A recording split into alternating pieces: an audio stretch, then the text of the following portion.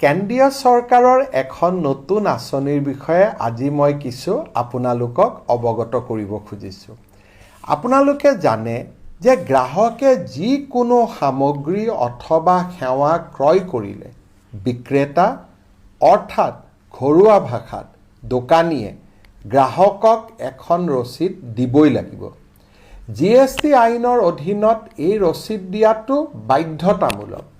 যদি গ্ৰাহকে ক্ৰয় কৰা সামগ্ৰী বা সেৱাৰ ক্ষেত্ৰত কিবা বিসংগতি দেখা যায় তেন্তে এই ৰচিদখনে গ্ৰাহকজনক আইনগত সুৰক্ষা প্ৰদান কৰে।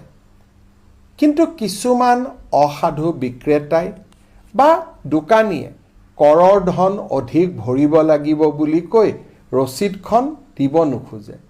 অকল ধন বচাবলৈ কেতিয়াবা আমিও ৰচিদখন দাবী নকৰোঁ।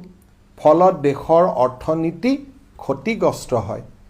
সেয়ে সমগ্ৰ দিশ চালি জাৰি ভাৰত চৰকাৰে মেৰা বিল মেৰা অধিকাৰ, মোৰ ৰচিদ মোৰ অধিকাৰ নামে এখন আঁচনি 1 ছেপ্টেম্বৰৰ পৰা শুভাৰম্ভ কৰিছে। ই আঁচনি নহয়, দৰাচলতে ই এক অভিযান। অসম, গুজৰাট, হাৰিয়ানা, পুডুচেৰী, দমন আৰু দিউ তথা দাদৰা আৰু নগৰ হাভেলীত প্ৰাৰম্ভিকভাৱে এই অভিযান আৰম্ভ কৰা হৈছে।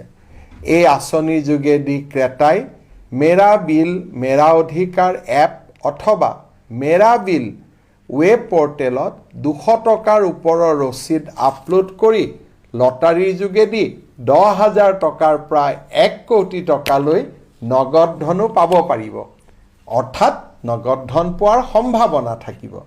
শ্ৰদ্ধাৰ ৰাইজ, এই নিৰ্দিষ্ট এপটো ডাউনলোড কৰি আপোনাৰ মোবাইল যোগে নতুবা ৱেব পৰ্টেলত ৰচিদ আপলোড কৰাৰ এটা অভ্যাস গঢ়ি তোলক। লটাৰীৰ ধনো পাব পাৰোঁ, কিন্তু অন্তত এই ৰচিদ আপলোডে দেশৰ অৰ্থনীতিক শক্তিশালী কৰিব। এমাহত 25খনলৈ ৰচিদ আপলোড কৰিব পাৰিব। মনত ৰাখিব, সামগ্ৰী আৰু সেৱা ক্ৰয়ৰ বাবদ ব্যৱসায়ীৰ পৰা ৰচিদ বিচৰাটো আপোনাৰ এটা অধিকাৰ। আহক আমি সকলোৱে এই অধিকাৰ সাব্যস্ত কৰোঁ। ধন্যবাদ।